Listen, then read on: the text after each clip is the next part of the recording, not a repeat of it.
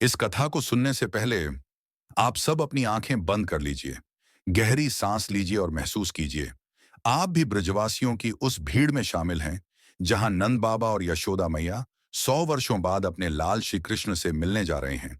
अपने कानों में हेडफोन लगाइए, मन को शांत कीजिए और अपने दिल को इस अद्भुत मिलन की अनुभूति में डुबो दीजिए।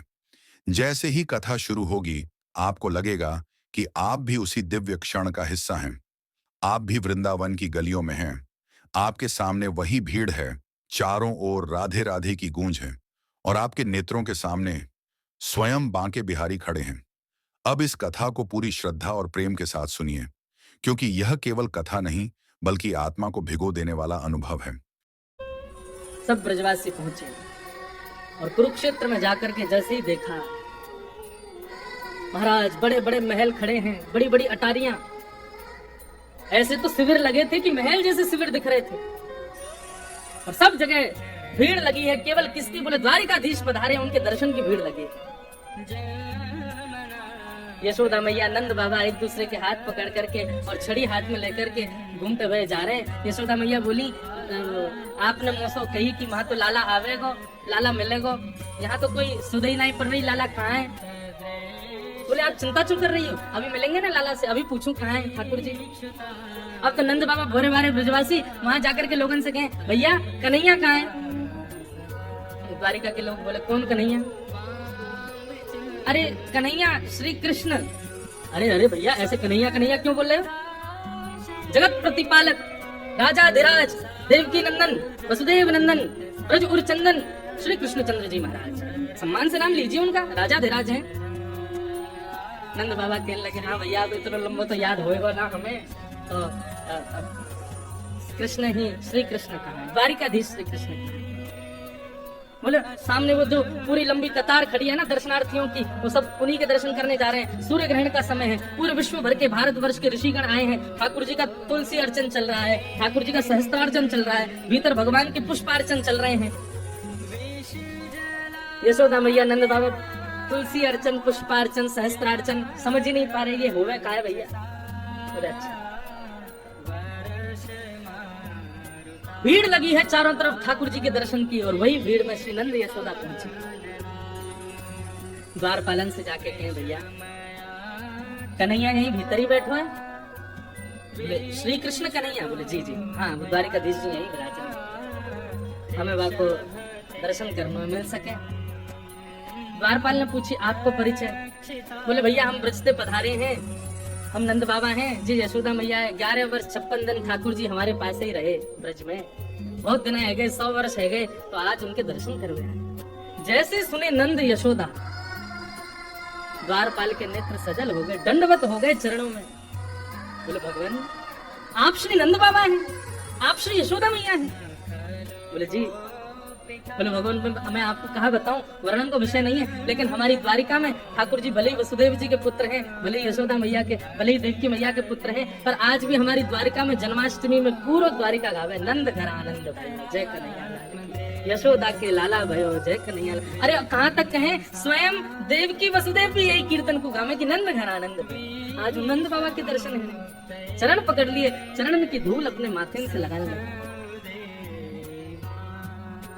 आप भीतर पधारो, 4-5 सैनिक लगा दिए, बोले इनको लेके भीतर आओ। भीड़ बड़ी लगी है महाराज, ठाकुर जी की अर्चना चल रही है, ठाकुर जी सिंहासन पर बैठे हैं, संत महापुरुष कोई तुलसी अर्चना कर रहे हो, कोई पुष्प अर्चना कर रहे हैं, ठाकुर जी बैठ करके प्रेम से अपनी अर्चना करवा रहे हैं। इतने में एक द्वारपाल गया दौड़ा दौड़ा, बोले ठाकुर जी ब्रज से नंद यशोदा मैया पधारे। नंद यशोदा नाम सुनते ही ठाकुर जी को स्मृति नहीं रही कि मैं कहाँ हूँ, क्या चल रहा है, किस भाव में।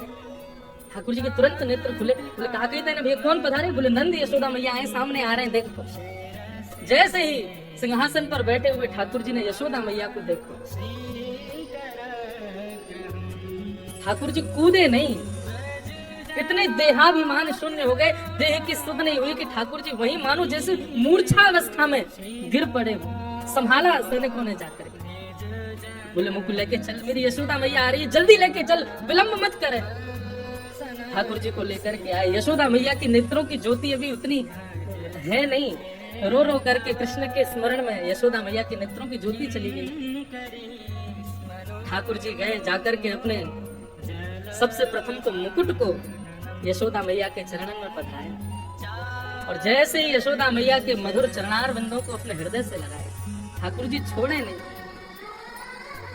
समस्त पटरानियां खड़ी हैं, बड़े बड़े ऋषि महापुरुष खड़े हैं, सूर्य ग्रहण का काल है, सब यहाँ अर्चना वंदन कर रहे हैं, बड़े बड़े ब्राह्मण तप में बैठे हैं, जप में बैठे हैं और यहाँ एक अलग ही दर्शन हो रहा है। द्वारिकाधीश श्री यशोदा मैया के चरणों से लिपट करके करुण वंदन कर रहे हैं। यशोदा मैया ने नीचे झुक करके लाला को उठाया, हृदय से लगाया, कभी लाला के नेत्रन को स्पर्श करें, कभी कान को स्पर्श करें, कभी नासिका को स्पर्श करें, मुख को स्पर्श करें और स्पर्श करके मैया कह रही लाला तू तो बड़ा ही राम है, तू तो बिल्कुल नेक्सस ही है। जैसे स्पर्श को भाव, जैसे स्पर्श को सुख तेरो बाल्यकाल में, लाला तेरो अभी भी वैसा ही है। इतना रोए द्वारिकाधीश। यशोदा मैया ने जो वस्त्र धारण किए थे सब गीले हो गए ठाकुर जी के अश्रु। महामंत्री सेनापति सब विचार कर रहे हैं, आसन लगाओ, सिंहासन लगाओ। ठाकुर जी बोले दूर करो सबको, मैया तू जल्दी बैठ भूमि पर। यशोदा मैया बैठ गई और जैसे कोई 1-1.5 वर्ष 2 वर्ष 3 वर्ष को बालक गोद में लिपट करके, गोद में लेट करके और मैया के वक्ष से लिपट जाए, ऐसे द्वारिकाधीश राजा धीराज सामने नाती खड़ा है, सामने ठाकुर जी के परपोते खड़े हैं, सामने ठाकुर जी के पुत्र खड़े हैं और ऐसी स्थिति में श्री यशोदा मैया के हृदय से लिपट करके ठाकुर जी उनके वक्ष को टटोल रहे। मैया से कह रहे मैया मुझ को अपना दूध पिलाया। यशोदा मैया से लिपट गए और बार बार कह रहे मैया मुझको क्षमा कर दे, मैं तुमको वचन दे के गया लेकिन नहीं आया, मैया मुझको क्षमा कर दे। यशोदा मैया और ठाकुर जी के इस मधुर मिलन को देखकर के द्वारिका के लोग अपने प्रेम पर प्रश्न चिन्ह उठाने लगे। क्या हम वास्तव में द्वारिकाधीश से प्रेम करते हैं?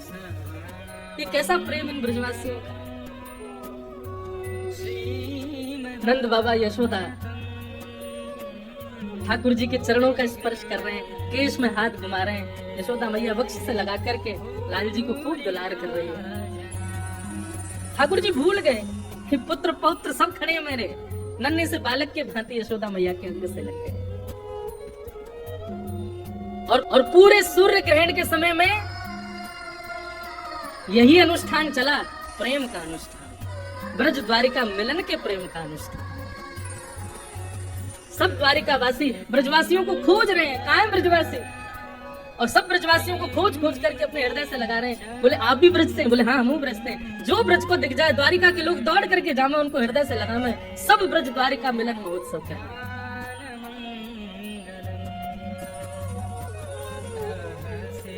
ठाकुर जी की स्थिति देख करके श्री रुक्मणी जी आई और गोद में लेटे द्वारिकाधीश के हस्त का स्पर्श करने लगी।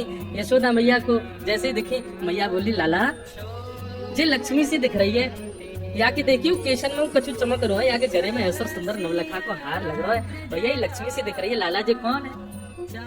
जैसे रुक्मणी जी आई ठाकुर जी की विरह वेदना शांत। भगवान अपनी स्थिति देख रहे थे, ये का भयो, ये कैसे हम लिपट गए। तुरंत यशोदा मैया की गोद में ठाकुर, चारों तरफ लाखों दर्शनार्थी ब्रजवासी और द्वारिका के लोग बैठे। भैया जे रुक्मणी है जहाँ से मेरो ब्याह भयो है, तेने बड़े दीपदान किए, मेरे लाला की लक्ष्मी जैसी बहू आवे, मेरे लाला की ऐसी बहू आवे कि 4 लोग देख के कहे अरे भैया ऐसी बहू होनी चाहिए, मेरे लाला की ऐसी बहू आवे कि पूरा ब्रजमंडल युग युगांतर तक याद रखे। देख ले मैया तेरी बहू सामने बैठी है। एक भुजा से द्वारिकाधीश को हृदय से लगा रही है, दूसरी भुजा से श्री रुक्मणी जी को हृदय से लगा रही है। रुक्मणी जी के भी नेत्र सजल हो गए, यशोदा मैया के अंग से लग गए।